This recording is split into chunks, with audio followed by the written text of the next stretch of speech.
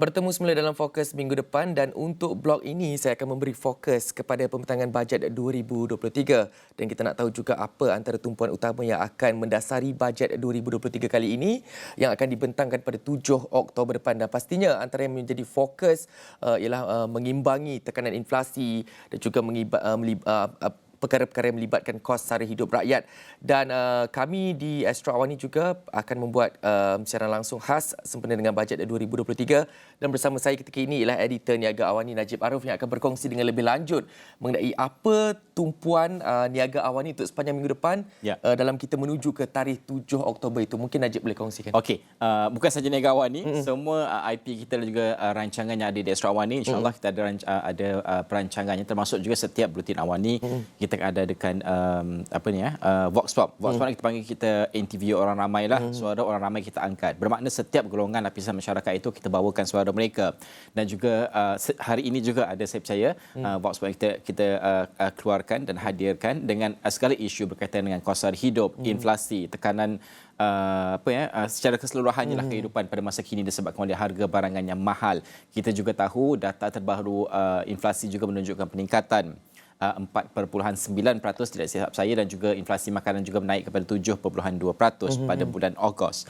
Ini juga memberikan gambaran bagaimanakah angka-angka ini akan dimasukkan dan juga dimuatkan dalam bajet 2023. Dan bergerak ke Minggu Harapan, sebenarnya minggu kedua untuk kita punya rancangan dan juga show kita untuk pra-bajet 2023.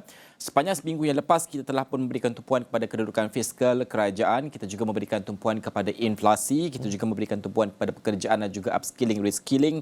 Kita juga memberikan tumpuan sudah pasti tulang belakang ekonomi kita, PMKS, perusahaan mikro, kecil dan sederhana. Minggu hadapan pula kita akan membuka topik kepada isu pendigitalan IR 4.0. Topik yang besar dan cukup penting, dan juga kita ada juga isu agenda kelestarian juga perlu kita lihat kerana ESG ini sekarang menjadi tumpuan utama sektor swasta dan juga kerajaan, dan juga apakah yang akan terkandung dalam bajet 2023. Dan kita akan juga bergerak ke aspek perumahan, kesihatan, sudah pasti ini penting, pelancongan dan juga menarik masuk pelaburan, ada juga tentang Sabah dan Sarawak.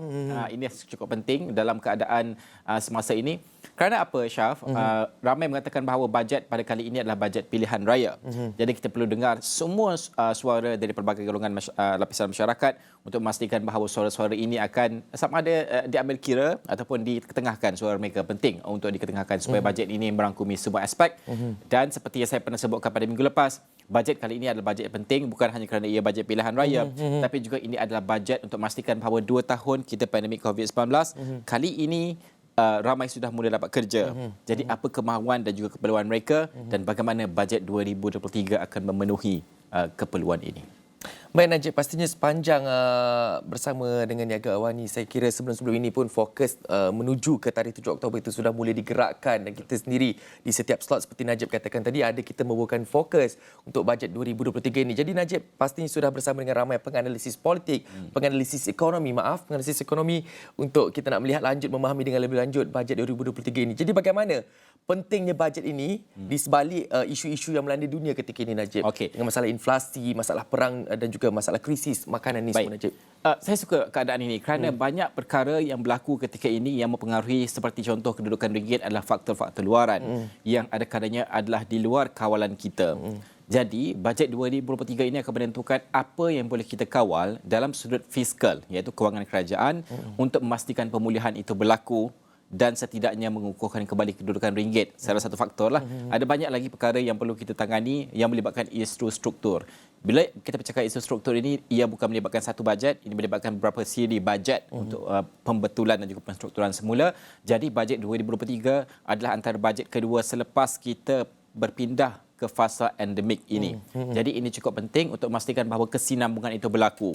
Itu yang pertama. Yang kedua, kita melihat juga bagaimana untuk memastikan blessing, kelebihan yang kita miliki seperti harga komoditi yang mahal, harga minyak mahal, kita untung lebih, Petronas juga untung lebih. Poket kerajaan juga untung lebih dari segi pungutan hasil dan juga bayaran royalti. Bagaimana ini akan diagihkan? Kerana pada masa yang sama keseimbangannya adalah kita melihat subsidi kita juga mahal, melebihi 80 bilion ringgit tahun ini. Bagaimana untuk kerajaan menyeimbangkan perkara ini juga adalah antara faktor utama yang kita perlu lihat. Dan yang paling penting, Syaf, kalau kita melihat juga bagaimana untuk kerajaan memastikan defisit fiskal. Defisit fiskal ni maksudnya kita ada duit RM30 tapi kita belanja kita adalah RM40. Bermakna RM10 itu adalah defisit fiskal lah. Macam mana untuk memastikan kerana tahun depan jurannya adalah 6%. Jadi ini adalah antara perkara yang akan menjadi tumpuan kita lah. Nak tengok macam mana susah sebenarnya nak uruskan kerajaan duit pada masa ini. Saya berpeluang berjumpa dengan Menteri Kewangan tempoh hari bersama dengan beliau dan juga saya tanyakan secara peribadi bagaimana. Dia cakap memang susah lah untuk mengawal dan juga menguruskan keadaan ini. Ini realiti lah. Sama juga macam personal finance lah. Susah lah kalau kita ada kurang duit kena belanja lebih dan sebagainya kan.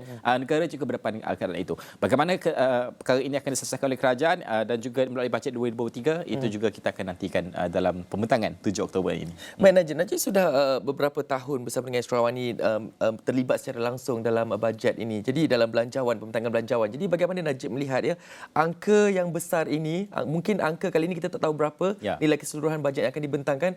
Bagaimana angka ini boleh orang kata dia dapat dirasai sama rata oleh setiap rakyat Malaysia dan juga semua pemain-pemain industri Malaysia. Bagaimana ia boleh beri impak kepada rakyat Malaysia? Bagus soalan ini sebenarnya. Sebab sebelum ini kita katakan macam subsidi bersasar akan dilaksanakan. Apakah tahap bersasarnya itu persoalannya dan bagaimana untuk disasarkan kepada golongan tertentu. Kita ini B40 contohlah. Macam bukan B40 kan. Mungkin M40 yang bawah-bawah lah. Macam mana untuk kita dapatkan bantuan seperti ini? Ini yang kita mahu lihat pengagihan itu pada sasarannya. Bagaimana untuk dilaksanakan? Saya bagi contoh, kalau subsidi minyak yang mungkin akan disentuh juga dalam bajet 2023, belum tahu lagi. Bagaimana untuk dilaksanakan? Kerana ini bukan mudah. Untuk memastikan bahawa golongan B40 sampai takkanlah kita kena check background dulu baru boleh isi minyak. Jadi ini semua adalah melibatkan sistem. Setakat ini yang pilot yang kita jalankan adalah di negara kita adalah melalui e-wallet. Ada juga melalui apps syarikat minyak tertentu. Petronas ada Settle sebagai contoh. Ini antara bagaimana mereka ingin approach lah cara ini. Itu yang kita sebutkan pengagihan ini. Ini sangat menarik kerana kita bercakap nombor-nombor yang besar. Pada akhirnya siapa yang dapat. Sebab itu di Astro Awani kami buatkan adalah selepas bajet nanti kita akan ada kuis. Rakan tugas kita Luqman Haris akan memimpin rakan tugas yang lain untuk membuat kuis ini, dah janji. Dia akan buat. Lepas ni anda akan jawab 8 soalan macam tu, siapa bujang ke apa kerja dan sebagainya, anda akan tahu apa yang anda dapat daripada bajet 2023. Jadi kita tahulah agihan itu ketika bajet itu dibentangkan, selepas bajet itu dibentangkan, right away kita akan ada benda tu kami sediakan. Dan ada masa sikit lagi kan? Sikit lagi. Program yang saya cakap tadi, lapisan masyarakat yang kita ambilkan suara mereka. Setiap hari Isnin sampai Jumaat, 3 minggu ini menjelang ke bajet 2023, kita bawakan suara anak muda melalui Borak Anak Muda bersama Nabila, Khalidah dan juga Nina Rozman. Semua anak muda tu. Anak muda semua ni penting. Kita tak termasuk lah mungkin dan juga kita ada juga Borak Rentas Parti. Bicara Rentas Parti. Sebab tadi saya sebutkan bajet adalah bajet pilihan raya. Bermakna suara ini juga harus diangkat. Haris Ashraf Hasnan membual 3 wakil ahli politik grassroots daripada 3 parti utama untuk membincangkan pertembungan idea polisi. Ini penting, pentingan idea polisi dalam bajet 2023 untuk kita lihat keberkesanan dan juga apa yang harus terkandung dalam bajet 2023 lah. Baiklah, terima kasih Najib Arif, editor Niaga Awani atas perkongsian yang cukup komprehensif itu dalam kita menuju ke tarikh 7 Oktober depan di mana bajet 2023 akan dibentangkan. Dan saya kira pasti banyak lagi yang akan kami kongsikan. Untuk minggu depan Najib sudah kongsikan beberapa fokus utama Niaga Awani dan juga buletin-buletin Awani dalam kita menuju tarikh penting 7 Oktober tersebut. Dan saya kira sekian fokus minggu depan untuk hari ini. Saya Syaf Syukri. Assalamualaikum dan salam hormat.